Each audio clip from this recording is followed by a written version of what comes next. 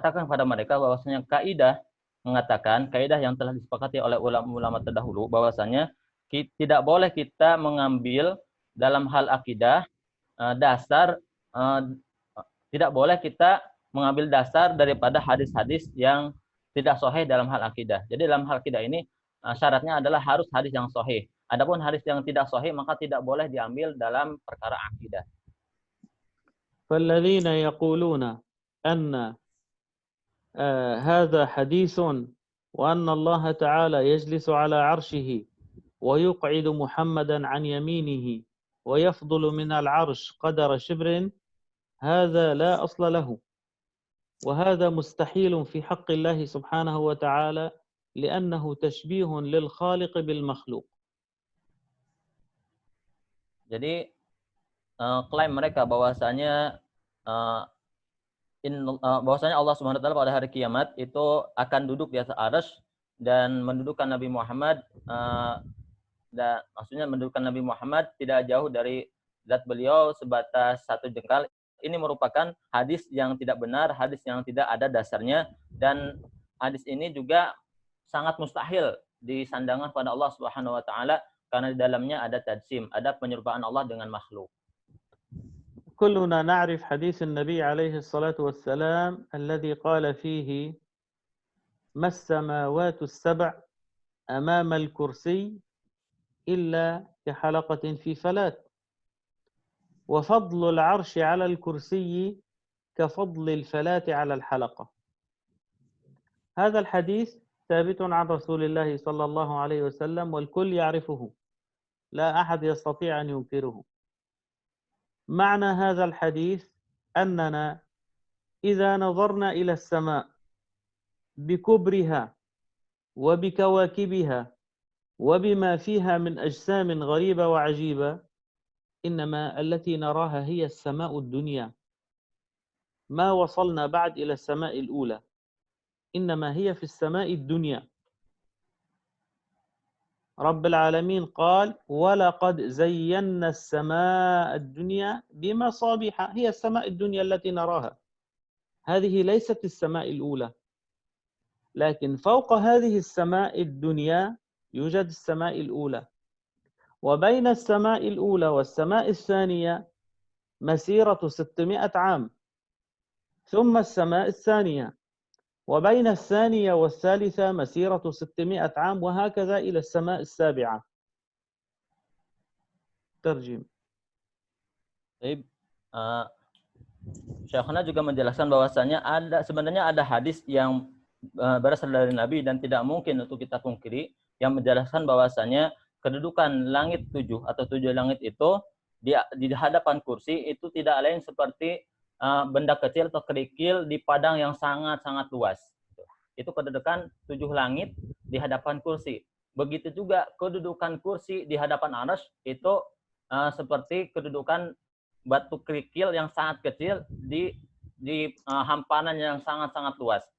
Nah, jadi Syekhana menjelaskan bahwa ini tidak mungkin kalau seandainya kita katakan Allah ini sama, sedangkan keadaan pembandingan sama saja tadi itu kalau kita lihat kepada langit di sana dengan segala macam-macamnya, ada bintang dan segala macam, itu masih langit dunia, belum kepada langit satu.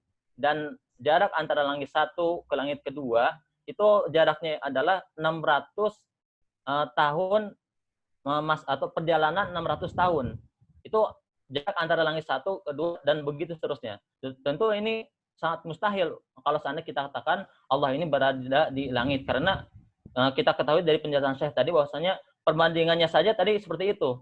Jadi langit itu masih sangat-sangat kecil itu. Jadi mustahil kalau seandainya kita nisbatkan Allah ada di langit. فهذه السماوات كلها التي نراها نحن السبعة، كل السماوات السبع مجموعة مع بعضها هي إذا قرنت أمام الكرسي كحلقة. هذا الخاتم، هذا الخاتم إذا ألقيناه في الصحراء هل يظهر حجمه أمام الصحراء؟ هل يقارن حجم الخاتم أمام حجم الصحراء؟ لا يقارن. فالسماوات السبع كلها أمام الكرسي كهذه الحلقة إذا ألقيناها في فلات، يعني هي حجم صغير مقارنة مع الكرسي، حجمه صغير جدا جدا مقارنة مع حجم الكرسي. Syekhana menjelaskan kembali tentang posisi 7 langit. Ya. 7 langit bukan hanya satu langit, tapi 7 langit ketika digabung semuanya, kita bandingkan, kita hadapkan 7 langit ini di hadapan kursi. Maka 7 langit ini tidak hayal, melainkan seperti tadi yang saya jelaskan, seperti cincin Syekh, ya, yang ditaruh di padang pasir, katakanlah padang Sahara itu. Tentu cincin Syekh ini tidak akan terlihat karena saking luasnya padang Sahara itu. Nah, begitu juga keadaan 7 langit yang bertumbuk-tumbuk itu, 7 langit di hadapan kursi. Artinya 7 langit ini tidak ada apa-apanya di hadapan kursi, di hadapan kursi. ثم النبي عليه الصلاة والسلام يقول: وفضل العرش على الكرسي كفضل وفضل العرش على الكرسي كفضل الفلاة على الحلقة. يعني العرش، الكرسي مع هذا الحجم الذي نحن لا نستطيع أن نتخيله، فالكرسي أمام العرش كحلقة في فلاة. Begitu juga perbandingan antara kursi dan arsy. Ini kursi kalau dibandingkan dengan arsy itu tidak lain melainkan hanya sebatas tadi yang saya jelaskan, batu kerikil yang kecil di hamparan padang yang sangat luas. Ini padahal kursi yang sudah kita gambarkan bagaimana besarnya, kursi lebih besar daripada 7 langit itu kan. Sekarang kursi di hadapan arsy itu sangat kecil. Jadi ya seperti itu, sangat-sangat kecil. بعد أن عرفنا أن حجم هذا العرش الذي هو أكبر مخلوقات الله سبحانه وتعالى، وأنه سقف الجنة، وحملة العرش من الملائكة، وصف النبي عليه الصلاة والسلام أحدهم فقال: مسيرة ما بين شحمة أذنه إلى عاتقه 600 سنة بخفقان الطير المسرع. مسافة ما بين شحمة أذنه إلى عاتقه 600 سنة بخفقان الطير المسرع. هذا وصف النبي واحد من حملة العرش بهذا الذي رآه النبي عليه الصلاة والسلام، فقال: مسافة ما بين شحمة أذنه إلى عاتقه 600 سنة بخفقان الطير المسرع.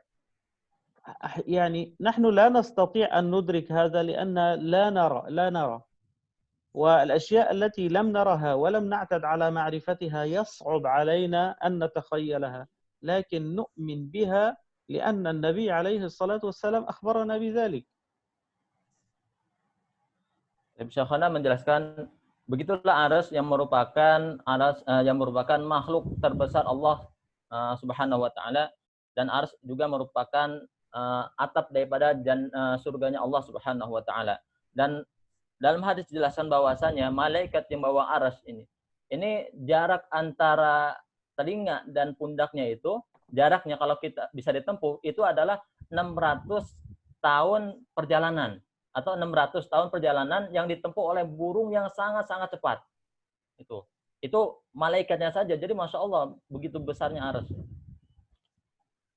طيب. الآن بينا بالحديث هذه الأحجام لهذه المخلوقات. نسأل سيدنا محمد عليه الصلاة والسلام: هل كان من البشر أم كان من الملائكة أم كان مخلوقا يختلف عن البشر والملائكة؟ بل من البشر، وحجم النبي عليه الصلاة والسلام كحجمنا نحن البشر، صحيح؟ طيب، فإذا كان نحن ركبنا في الطائرة، وأظن أن أغلبكم ركب في الطائرة وسافر إلى بلاد لطلب العلم، فركب في الطائرة، أول ما أقلعت الطائرة وارتفعت عن الأرض لم تبعد كثيرا، بعدها لسه ما زالت ترى الأرض التي تحتها. وأنت في الطائرة هل ترى حجم الإنسان الذي هو على الأرض أم يختفي حجم الإنسان رؤيته عنك؟ ما زلت أنت لم ترتفع، وأنت في الطائرة لا ترى حجم هذا الإنسان، لا تراه. لصغر حجمه أمام هذا المخلوق الكبير الذي هو هذه السماء الدنيا. نحن حجمنا صغير جدا جدا ولا يرى إن كنا أن نريد أن نقارنه بالسماء الدنيا. وهكذا بالنسبة لحجم سيدنا محمد عليه الصلاة والسلام. سيدنا محمد أفضل مخلوقات الله تعالى، لكن ليس أكبر مخلوقات الله تعالى حجما. اشرح. Baik, Syekhana menjelaskan tentang beginilah begitu besarnya makhluk-makhluk Allah Subhanahu wa taala. Dan kalau seandainya kita bandingkan pada Nabi Muhammad SAW, kita tahu bahwasannya Nabi Muhammad itu adalah manusia, golongan manusia sama seperti kita, bukan golongan malaikat. Sehingga standarnya pun berarti sama seperti kita, manusia gitu, yang biasa seperti halnya Nabi Muhammad SAW. Nah, Syekhana mencontohkan apabila kita naik pesawat, contohnya kita naik pesawat untuk menuntut ilmu, kemudian kita baru terbang tidak cukup tinggi, itu kita bisa lihat dari atas pesawat, kemudian kita lihat ya kan ke bawah, apakah kita masih bisa melihat manusia? Tentu tidak. Itu padahal kita baru naiknya baru sedikit itu kan. Ini baru langit dunia. Ketika kita naik ke atas, kita lihat ke bawah, kita sudah tidak mampu melihat manusia. Ini menunjukkan bahwasanya manusia itu sangat-sangat kecil. Begitu juga makanya Rasulullah ini dengan standar kita manusia biasa, beliau menggambarkan begitu besarnya makhluk Allah yang lainnya. يعني نحن نجلس على الكنب على الكرسي، لنقل نجلس على الكرسي ونحن حجمنا نعرفه، فإذا كان يوجد على الكرسي نمل لا نراه لصغر حجم هذا النمل، وإذا كان كالهباء الذر الصغير من النمل لا يكون له حجم أمام جلوسنا على الكرسي ولا نعرفه ولا نراه البتة. فكيف ساغت لعقول هؤلاء أن يقولوا أن الله جالس على العرش ويجلس سيدنا محمد إليه، والعرش مخلوق لا نعرف حجمه. كيف ساغت عقولهم السخيفة أن يقولون الله يجلس سيدنا محمد على عرشه؟ يعني كيف لا، هذا شيء غير معقول. إن كنا نحن البشر جلسنا على كرسي ويوجد أمامنا شيء صغير لا نراه، كيف نقارن حجم هذا بحجم هذا ونقول بقي شبرين بيني وبين هذه النملة؟ لا يقولها عاقل، هذا شيء مستحيل. ثم في حق الخالق سبحانه وتعالى، الله تعالى ليس جسما، لأن الجسم يقبل الانقسام والتجزؤ، وهذا مستحيل في حق الله. ولا يقال جلس، لأن الجلوس لا يكون إلا لمن له إلية وفخذين كما بينا لكم. ولا حول ولا قوة إلا بالله. هذا سبحان الله، من نسب هذا الحديث إلى رسول الله هذا افترى على رسول الله. ومن قال أن الله تعالى يجلس على العرش ويجلس سيدنا محمد هذا ما عبد الله، هذا عبد شيء توهمه هو في عقله السخيف، عقله السقيم. ليس الشخص يعتقد في الله التنزيه يقول هذا الكلام. Syekhana kembali memberikan contoh bagaimana apabila kita duduk di atas kursi. Andaikan kita duduk di atas kursi, kemudian di samping kita itu ada satu semut yang sangat-sangat kecil. Tentu bagi semut ini tidak ada apa-apanya, karena kita pun tidak bisa melihat semut tersebut. Padahal kita duduk di atas kursi, kemudian di samping kita ada semut yang sangat-sangat kecil. Dan mungkin kita tidak bisa melihat semut tersebut. Nah, maka bagaimana ini pikiran orang-orang yang mengatakan dalam hadis ini bahwasanya Allah duduk di atas kursi, kemudian dengan bersandingan dengan Nabi Muhammad SAW, dan jaraknya itu adalah 1 jengkal. Bagaimana pikiran mereka itu? Ini tidak masuk akal, gitu. Tidak masuk akal. Kan Rasulullah itu kita ketahui bahwa hajm Rasulullah itu sama seperti kita, sedangkan mereka mengatakan Allah duduk di atas kursi bersandingan dengan Nabi Muhammad 1 jengkal. Ini tentu bukan pemikiran orang-orang yang sehat, mereka pemikiran orang-orang yang sangat sakit. Bahkan ketika mereka mengatakan demikian, berarti mereka mengatakan bahwasannya Allah itu punya jism. Allah itu kalau dikatakan jism berarti Allah tuh inkisam. terbagi-bagi Allah itu, tersusun dari dari struktur-struktur. Ini ketika mereka mengatakan demikian, berarti mereka tidak menyembah Allah. Karena Allah tidak demikian. Mereka hanya menyembah angan-angan pikiran mereka belaka itu. Tapi kalau seandainya juga mereka mengatakan bahwa ayo ini benar dari Rasulullah, berarti mereka telah berbohong kepada Rasulullah SAW. Mereka sudah iftara ala Rasulillah. Mereka telah berbohong.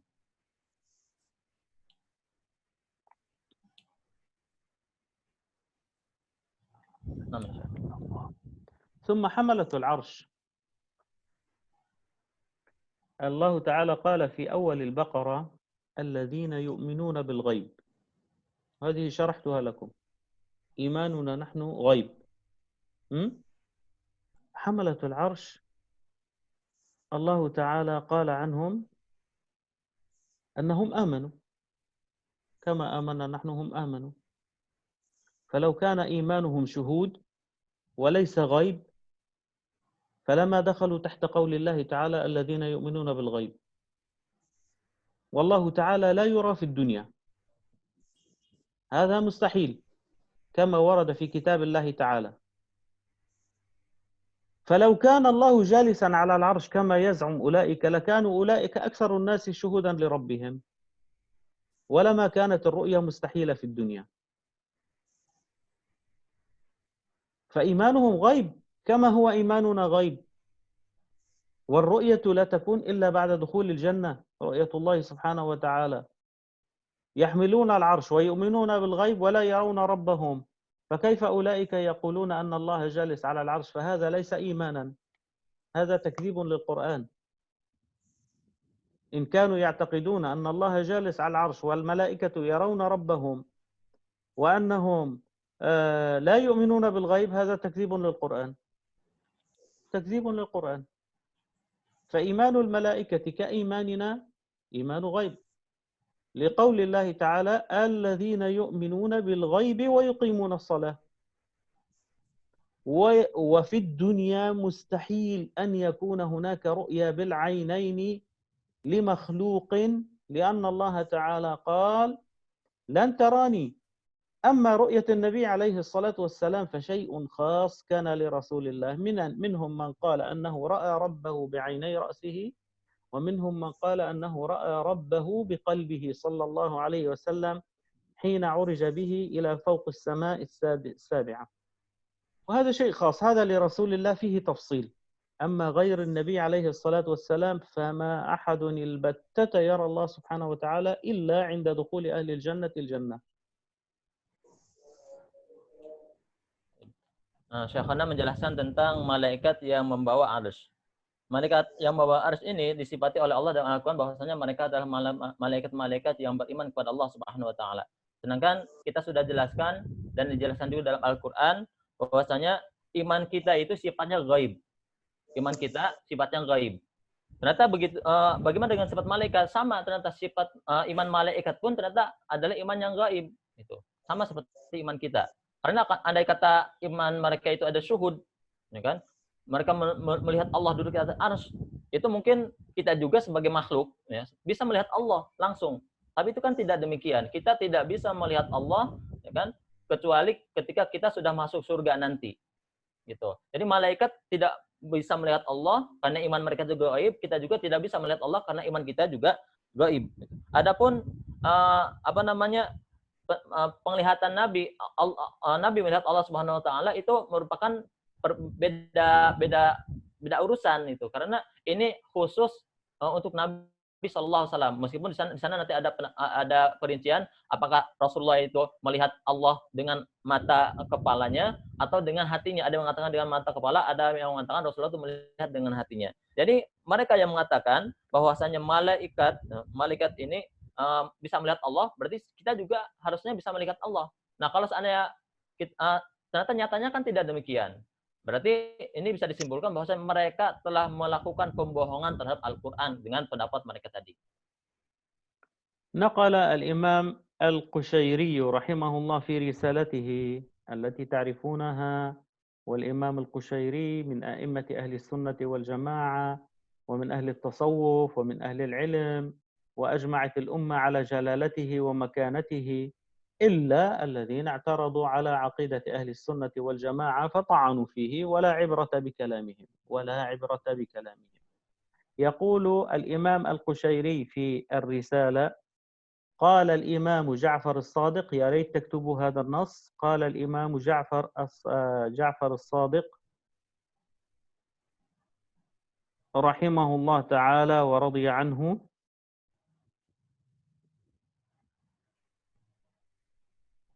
من زعم أن الله في شيء أو من شيء أو على شيء فقد أشرك، إذ لو كان في شيء لا إذ لو كان في شيء لكان محصورا، ولو كان من شيء لكان محدثا أي مخلوقا، ولو كان على شيء لكان محمولا. وهذا لا يليق في حق الخالق أن يقال أن الله في السماء، فهو محصور هنا، والسماء جسم صغير صغير صغير صغير صغير مقارنة مع العرش ومع الكرسي ومع المخلوقات العلوية التي خلقها الله سبحانه وتعالى، ولا نراها ولا نعرفها ولا يخطر ببالنا ما هي، جسم صغير. ثم السماوات السبع النبي عليه الصلاة والسلام وصفها فقال: أطت السماء وحق لها أن تئط، وهذا شرحته لكم. وحق لها أن تئط ما في السماء موضع شبر إلا وفيه ملك قائم يصلي أو راكع أو ساجد. هذا الحديث يعني هكذا، انظروا إلى يدي، السماء إذا كانت مستوية هكذا لكثرة الملائكة عليها ولثقل الملائكة عليها صارت تحن هكذا. أطت السماء وحق لها أن تئط ما في السماء موضع شبر إلا وفيه ملك قائم أو راكع أو ساجد يذكرون الله سبحانه وتعالى. فالذين يقولون أن الله في السماء بذاته أين يجعلون ربهم؟ الذي يتخايلوه، لأنه ليس هو الله. أين يجعلون ربهم الذي يتخيلوه في السماء بذاته؟ هذا واحد. ومن زعم أن الله من شيء، من هم؟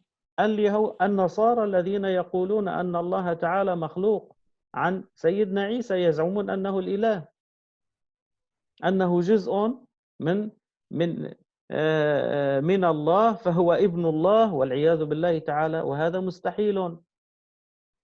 ومن زعم أن الله على شيء، وهذه عقيدة اليهود الذين يقولون أن الله استراح على العرش، وعقيدة اليهود مثلها عقيدة الذين يقولون أن الله جلس على العرش. فهل يليق بالرب المعبود الذي خلق كل شيء أن يحتاج إلى شيء ليحمله ليستريح عليه؟ هذا لا يكون إله، هذا لا يكون إله. إنما الله لا يحتاج إلى شيء، حاشاه.